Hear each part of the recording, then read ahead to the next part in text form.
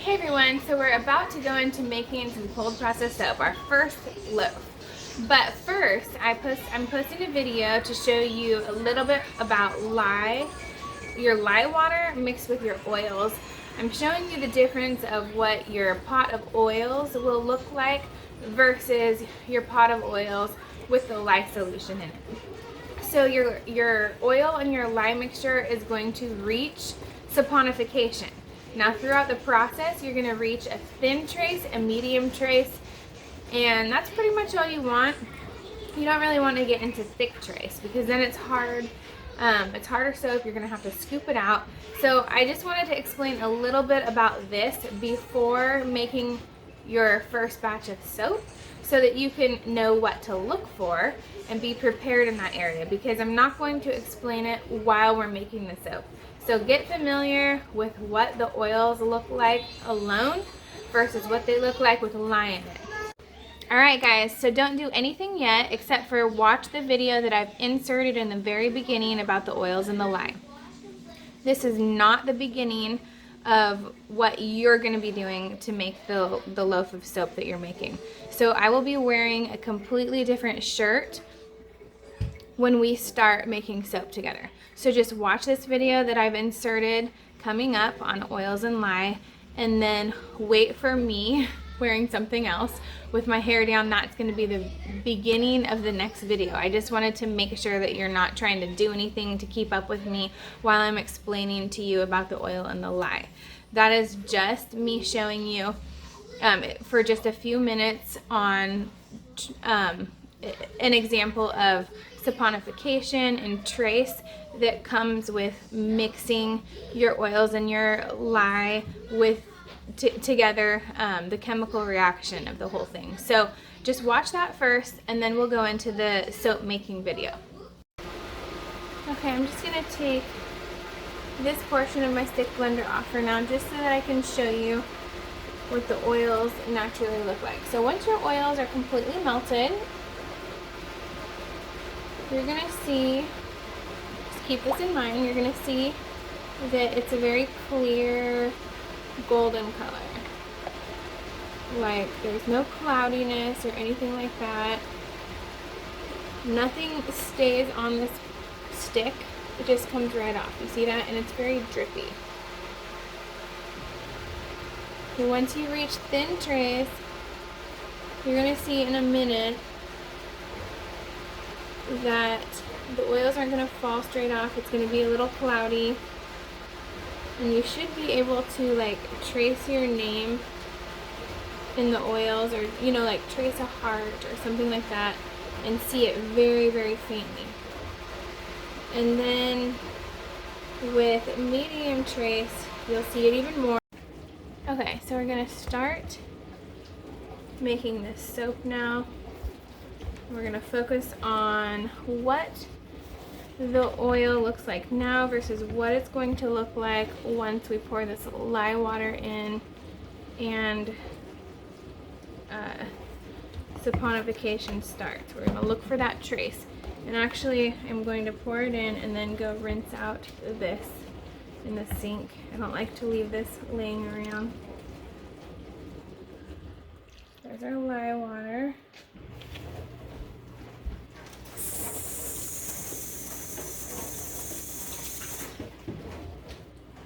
Okay. So as you can see,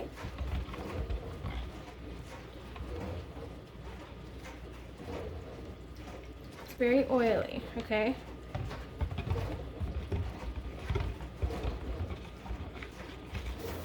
I'm going to make sure that my blender's set on minimum. And I'm going to start blending. Make sure that once you put this in, you're not having any trapped air under the blender. You want to tip it to the side and let the air bubbles pop out. See, I just got like 5 big ones. Okay, and then you're going to start.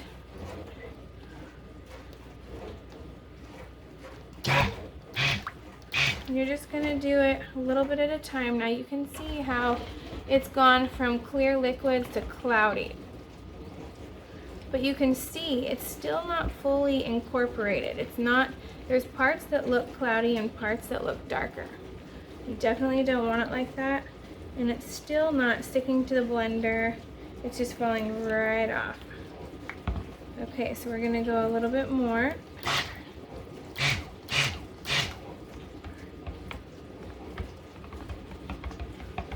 And it's getting even more of that milky, creamy caramel color instead of just that nice oily look that it had. So now we are definitely at thin trace, and you can see how the mixture is, let me see if I can bring it closer. You can see how it is just thickened up a little bit. And when I can draw a little heart on the top and it sticks. So this is where I want mine, and this is where I'm going to keep it, because I am going to mix fragrance in. First I'm going to mix my color, and then I'm going to mix fragrance in. And so that's a little time consuming. And if you're taking more time with things like this, you're going to definitely want to be able to buy some more time. Okay, so I'm going to dump this in here. And I'm going to mix this beautiful pink color together. It's so pretty.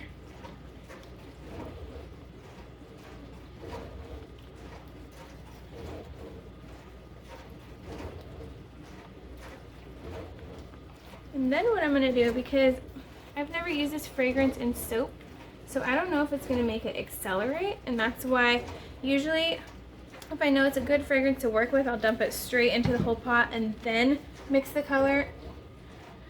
But I don't know about this fragrance, so I'm going to do it differently this time. So I'll do part in here and the rest in here.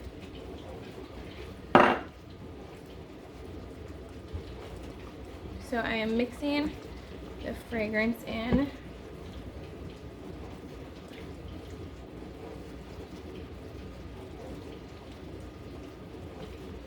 Thoroughly.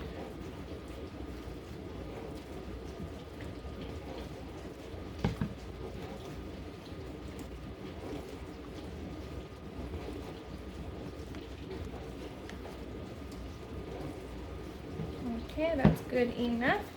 Now I'm going to mix it in here.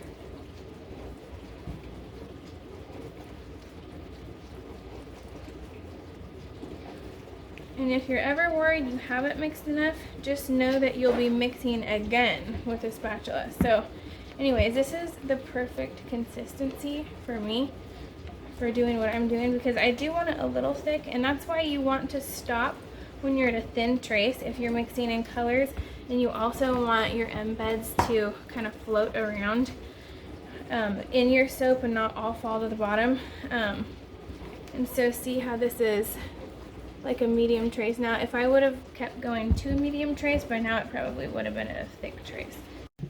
Hello everybody, I'm so happy you decided to join me to make your first cold process soap batch. I just wanted to recap real quick before we got started. Make sure you have gloves, eyewear, and some kind of mask. I also wanted to just remind you to go onto soapcalculator.net if you haven't done it yet, and make sure that you've typed in the numbers on your own to see what the total oil weight, 37 ounces, and based off of that, what 80% of olive oil and 20% of coconut oil would give you in numbers. So as far as ounces go, what I got was 29.60 ounces of olive oil, 7.40 ounces of coconut oil, and that is a 76 degree coconut oil. And then that's just the melting point of most coconut oils. So if you have the coconut oil from the store, that's fine. You can just punch it in as that. And then the lye solution comes to 5.10 ounces for me, and the water comes to 10.20 ounces. Now, one tip I do want to give you, when I am measuring out my water, I put half of the ounce's weight in ice cubes. And the reason why I do that is because it will cut down on the chemical smell and the burning. You're going to want to open windows and turn on fans when you're using lye, and you want to make sure that any children or pets are out of the room. It's very important that you're wearing a mask, and so you definitely don't want your kids running around without one. So mine are gone now. They're asleep right now and out of the room, and I will be opening my window and turning on my fan to my stove just for extra ventilation, and just in case I have a kid sneak out in the process, and so that I have a good airflow. So we're gonna get started. I'm gonna glove up, I'm gonna put my eyewear on, and I'm gonna start measuring out my coconut oil and my olive oil and my lye, and then I will meet you back here. Okay, now you can always go into soapcalc.net and you can put in a different amount of ounces if you do not want to make that much. Like, you could even do 80% olive oil and 20% coconut oil into like 15 ounces of soap if you wanted to. It's totally up to you. This just makes a really nice loaf of soap that fits in that 2-pound mold, and so it gives you actually a little bit more. But okay, so I just wanted to throw that in there just in case you don't want to make a full 37 ounces. Now I'm going to measure out my olive oil first at 29.60 ounces, and here we go.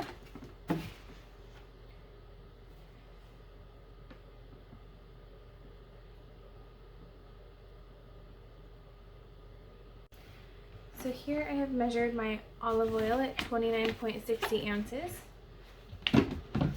This is a lot of olive oil. Who uses that much? Unless you're making soap. Look at all that. Wonderful olive oil with beautiful skin benefits that it has. Okay, so now we need 7.40 ounces of coconut oil. So I have a large spoon for this I'm going to use. So I'll just put my bowl back on the scale, and I'm going to tear it out to 0, and we're going to measure out 7.40 ounces.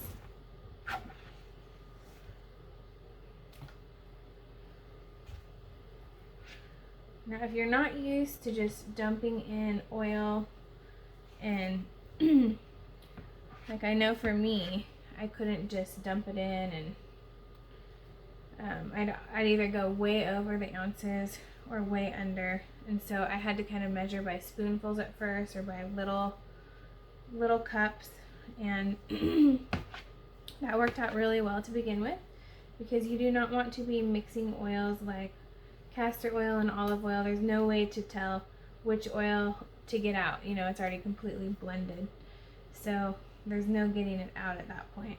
And your recipe is calculated based off of those certain oils and percentages, so you want to make sure that you're not getting too much of one and not enough of the other, or vice versa. So unless you're really experienced, don't just go dumping in a bunch of liquid oils.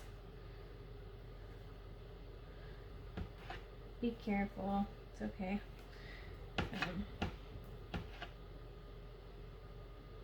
Okay, so just a little bit more.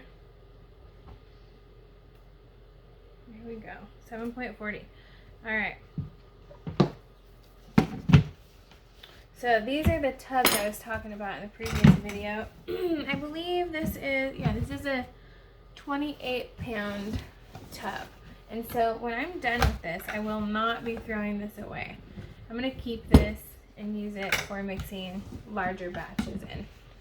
Because as you can see, the comparison of this and this is significantly bigger.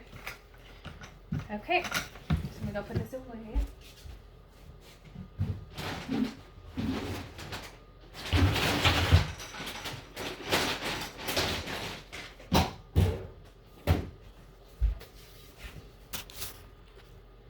Now I will be getting my water and my ice, and I'll probably measure out 5 ounces of ice, and then I will add 5.20 ounces of water to this.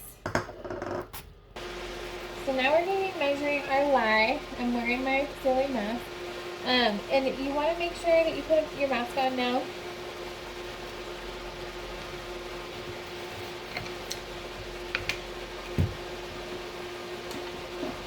So tear out your scale again, and then go ahead and measure.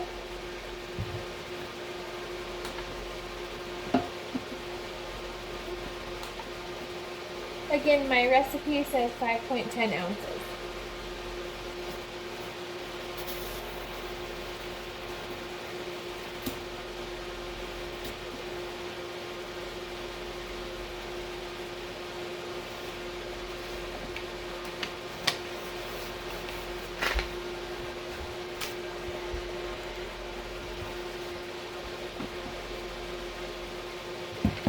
Alright, so this is a very important part right here.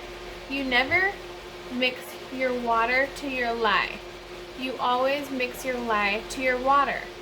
Now, I've never done it before, but if you mix your water to your lye, it is said that it can cause some kind of volcanic reaction, and you do not want this doing that and landing on your skin. So always your lye to your water.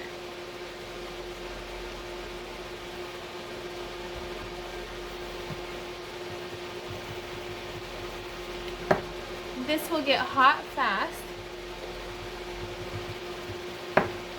up to 200 degrees. If you don't have ice, maybe hotter, but that's why I like to make sure I have ice.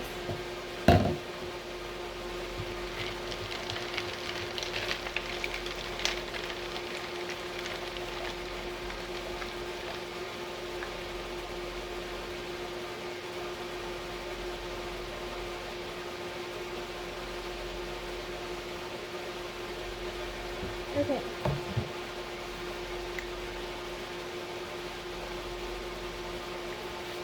So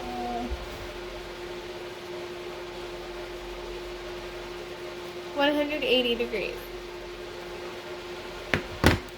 So I'm going to let this cool down to 90 degrees. 90 to probably 100.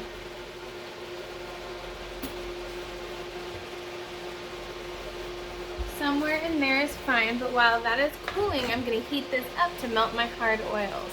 And I'm going to do it in 30-second increments. And then I will be stirring this and then using my thermometer to see how hot it's getting. And then what we want to do is make sure that our oils and our lye falls within 10-degree temperature range, and then that's when we want to make sure also that it's within about 90 to 100 degrees. You can go up to 120. I know there's a lot of soapers who soap at 120 degrees, but I like to keep it about 90 to 100 degrees. And so I'm going to start heating these up again, 30-second increments. Stir. You can just use the same spatula if you go rinse this off, and then just stir in the process, whether you're using stove top or microwave. You just want to make sure you're stirring in between and that it's getting dispersed.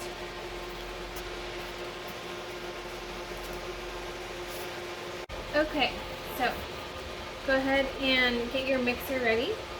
And what you're going to want to do when you put this in, you're going to want to kind of tilt it up a little bit because bubbles will usually pop out. Okay, so then you're going to grab your lye water, just gently pour it in.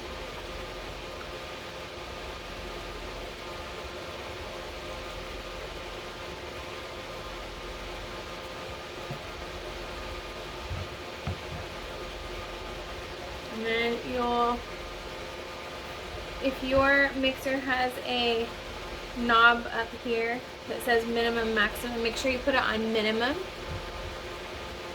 or start at a slow low mix. Okay, and begin. Now there's something called trace, and you want to make sure that you don't get too heavy of a trace because you don't want to end up scooping the batter into your mold. You want to be able to pour it into your mold. And so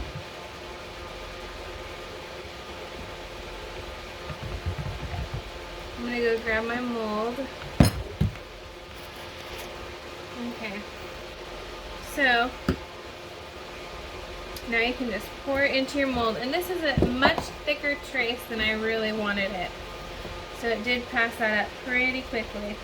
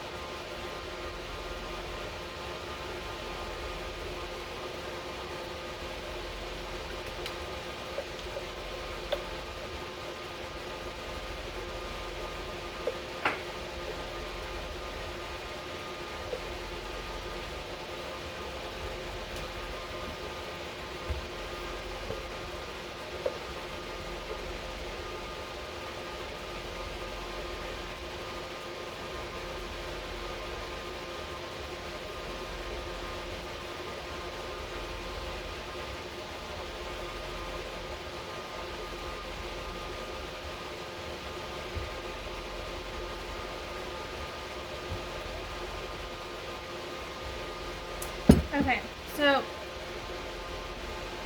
you can style it how you want on top. You can kind of tap, tap, tap. Make sure it's just flat. You can, you know, take a spatula and make pretty designs, like, you know, just take your spatula and make little designs on top. Or you can add confetti in from previously made soap, which is what I'm going to do. And obviously you probably have not done that yet, just because this is your first batch. So I'm going to stop the video right here and you're done. And then I'm going to actually add some of these little confetti pieces into mine.